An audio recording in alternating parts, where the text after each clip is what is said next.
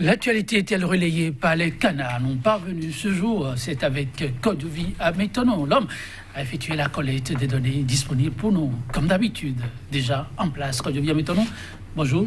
Bonjour Joël Todji, bonjour également à nos amis téléspectateurs. Comment elle se présente la moisson ce matin? Très maigre, mais la qualité y est toujours, parce que vous savez, les professionnels redoutent toujours d'ardeur pour, en tout cas, honorer ce rendez-vous avec des titres diversifiés. Vous l'avez évoqué, la presse est effectivement au devant de l'actualité ce matin avec les canards. Sans oublier qu'elle n'est pas la seule. Il y a beaucoup d'autres institutions de la République qui ont fait également leur toilette pour pouvoir donc répondre aux nouvelles exigences de la continuité ou de l'alternance au niveau des institutions. Donc ça s'est fait également au niveau du Conseil économique et social, au niveau de la Haute Cour de justice également. Et les propos du chef de l'État à ces différents rendez-vous ont été donc rapportés par la presse, suivis donc d'observations ou d'analyses des confrères.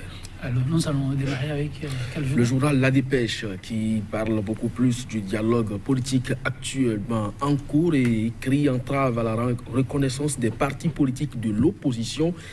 L'exécutif dans le dilatoire, cérémonie d'installation des membres de la 6e mandature de la HAC, les 9 nouveaux conseillers renvoyés à leur devoir. Et puis Bénin, solution à la crise, pas de dialogue politique sans Sébastien Adjavon, selon Nourenou à Tchadé. Le journal L'Afrique en marche, sortie de crise, Adjavon doit être du dialogue, d'ici Nourenou à Tchadé. Et puis déclaration du président de la République lors de l'installation de la Haute Cour de justice. Talon toujours dans sa logique de révision, ces députés proposés bientôt à l'œuvre. Le journal Le Matinal, Prosper Moretti, nouveau président de la HAC. Nous n'allons pas travailler sous ordre, les défis à relever. Le Nouvel Observateur, après le certificat de l'exclusion législative, les partis de l'opposition, de nouveau dans le viseur du pouvoir. Et puis, sorti la presse de l'amateurisme ou de la vénalité, une utopie s'interroge.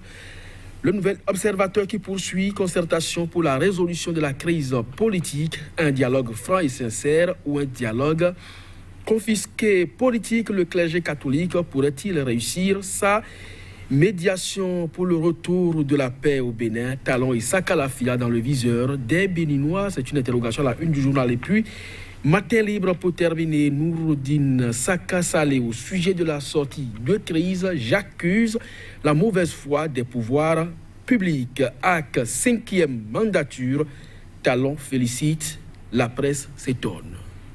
Talon félicite, la presse s'étonne. J'ai bien envie de commencer par là. Matin libre, HAC 5e mandature, Talon félicite, la HAC, et puis la presse s'étonne. Oui, mais vous savez, lorsque vous êtes journaliste et que vous avez appris durant donc cette mandature que des organes de presse ont été arbitrairement fermés, des fréquences brouillées sans que la HAC ne puisse véritablement apporter une solution à cela et que la HAC soit condamnée dans ses agissements à payer des sommes aussi faramineuses à des organes de presse illégalement fermés, et qu'au terme donc de leur mandat, le chef de l'État se félicite et également rend hommage à une pareille équipe. Et lorsque vous êtes journaliste, vous devez quand même vous étonner de savoir si vraiment c'est la médiocrité qu'on célèbre ou le travail bien fait. Dans le cas d'espèce, eh bien, on est en droit de s'étonner parce que personne, en tout cas que ce soit la presse écrite, l'audio et visuel, ne peut aujourd'hui être fier de ce que Adam Bonitessi et son équipe ont rendu comme copie au terme de leur mandat. Mais si dans la République il se trouve quand même des gens pour les applaudir, eh bien il faut un tout, comme on le dit souvent, pour faire une nation. Et on ne peut donc pas condamner les opinions des uns et des autres, mais nous sommes véritablement étonnés quand même de cette félicitation qui vient de la part du chef de l'État à l'endroit de cette 5e mandature de la HAC. 5e mandature de la HAC, c'est désormais dû passer. Adam Bonitessi a passé la main. Matin libre, non pas matin libre, le matinal qui nous rapporte ici les engagements du nouveau locataire des lieux, Prosper Moretti, nouveau président de la HAC. Il affirme nous n'allons pas travailler sous ordre. Les confrères peuvent se frotter les mains. Oui, peut-être que vous êtes dans la vision de ceux qui pensent que c'est déjà un acquis. Cette citation doit nous interpeller à plus d'un titre. Nous n'allons pas travailler sous ordre. Est-ce que cela voudra dire que des gens, par le passé, avaient travaillé sous ordre? C'est une interrogation parce qu'au terme de son mandat, le président sortant de la HAC, Adam Boni Tessi, avait dit « Je n'ai jamais reçu d'ordre, ni de la part de Thomas Boni Yahi, encore moins de Patrice Talon. » Maintenant, son successeur vient nous dire que lui ne va pas travailler sous ordre. Il y a quand même une embrouillamini là qu'on ne saurait vraiment élucider aussi facilement. Seulement, on prend date à travers donc cette citation et on va suivre donc la mandature de Moretti au fur et à mesure qu'on sentirait donc des actes qui reflèteraient à la limite des ordres reçus de quelque part. Et bien on va lui rappeler ce serment, cet engagement qu'il a pris ce jour-là avec les professionnels des médias, comme quoi il ne travaillera donc pas sous ordre. Nouvelle peut-être pour la presse. En tout cas, on y reviendra. Matin libre, je fais un retour pour parler de tout autre sujet, mais qui défraie aussi la chronique, la sortie de crise, comment on s'y prend. Alors, Matin libre a tendu, consacrer quelques lignes à Nouréni.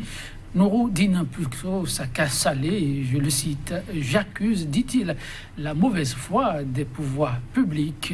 Pour qu'il y ait une sortie de crise, il lui fallut un peu plus de souplesse. À la limite, parce que vous savez, il y a également l'honorable député Nourou Achadé qui a estimé par exemple qu'il n'y aura pas de dialogue sans la présence par exemple de Sébastien Germain Javon. Et il n'est pas le seul compatriote aujourd'hui pouvant participer à l'apaisement. Il y a Valentin Jonathan, il y a Thomas Boni Yahi, même s'il n'est pas en exil, il n'est pas aujourd'hui sur le territoire national. Il y a l'honorable Ataou dont on ne parle plus pratiquement. Il y a donc beaucoup de ses fils et filles aujourd'hui qui sont à l'extérieur et un peu comme, même si le chef de l'État ne veut pas entendre ça de cette oreille, ce dialogue franc et sincère prend pratiquement l'allure d'une conférence nationale bis. Et donc de ce fait, tous ceux aujourd'hui qui sont à l'étranger doivent pouvoir rentrer au pays. Et mieux, au niveau des acteurs politiques également, surtout les relations entre la classe politique aujourd'hui et le pouvoir exécutif, ce n'est pas quand même au profit. On doit pouvoir donc aplanir les divergences à ce niveau, surtout la question du certificat de conformité aujourd'hui qui divise. Donc je crois que oui, il accuse le pouvoir public, mais il faut aussi que les uns et les autres, surtout ceux qui sont à charge de faire respecter la loi également, l'appliquent véritablement et ceci de façon impartiale. Sans quoi, même si on va au dialogue, même si les exilés politiques reviennent et que même ceux qui sont aujourd'hui appelés détenus politiques sont libérés, la tension restera toujours latente. En tout cas, comme si nous ont décidé ce matin de se parler ou de se renvoyer la balle. On parlait du matin libre. Ensuite, le matinal, n'est-ce pas, encore par rapport à cet article, une autre réponse à la une du matinal. Je cite, à propos de ce guéguerre, le pouvoir public interpellé dans le matinal répond par la voix de Jacques Migan sur l'attente des partis vis-à-vis de la loi. L'opposition reste responsable des difficultés actuelles. Pour pouvoir sortir de crise, l'opposition devra revoir sa copie, d'ici Jacques Migan à la une du matinal. Lui, je l'ai suivi tout dernièrement sur Soleil FM quand il faisait croire que le président est en train de faire des miracles, alors que le chef de l'État lui-même a dit « Je n'ai jamais dit à mes compatriotes que je ferai des miracles ». Donc je me garde de commenter ces propos tout simplement. Vous gardez de commenter ces propos. Ok, l'Afrique en marche pour passer à tout autre sujet. Mais toujours des questions d'ordre politique. Talon, pour parler de DG de la crise, Talon appuie sur l'accélérateur. Nos confrères croient savoir que la révision de la Constitution n'est pas si loin. Ces députés proposent bientôt, ces députés, je lis exactement ce qui est écrit, proposer bientôt à l'œuvre pour la révision de la Constitution, un gros point d'interrogation. Oui, c'est en analysant donc les propos du chef de l'État lors de l'installation de la Haute Cour de justice qui, visiblement pour le chef de l'État, n'est pas un organe aujourd'hui outillé pour juger aussi bien les ministres que les anciens chefs d'État ou même le président en exercice, si tant est qu'il est accusé de parjure. Donc de ce point de vue, il pense qu'il faut lui donner l'arsenal nécessaire et ça passe par le toilettage, si possible, de la loi fondamentale. Bon, je crois que les confrères sont allés un peu plus loin dans leurs analyses. Attendons de voir. Le chef de l'État, il est toujours animé donc de sa volonté. Il l'a dit, je ferai à titre exceptionnel un mandat unique pour montrer à la classe politique que c'est possible. Nous voudrons donc croire. Il a déjà dit que la question de révision de la Constitution pour lui, c'est du passé. Maintenant, il a eu d'autres tentatives. Et on espère vivement qu'il va se consacrer beaucoup plus au bien-être des populations pour les 2 ans pratiquement qui lui restent pour le terme de son mandat, plutôt que de s'attaquer encore à ce vaste chantier qu'est la révision de la Constitution qui continue donc pas plomber la classe politique nationale et qui, à la limite, fait ombrage du moins à ses actions. Une petite note de santé dans l'angle, quand je viens maintenant, fraude pharmaceutique, les faussaires ne démodent pas.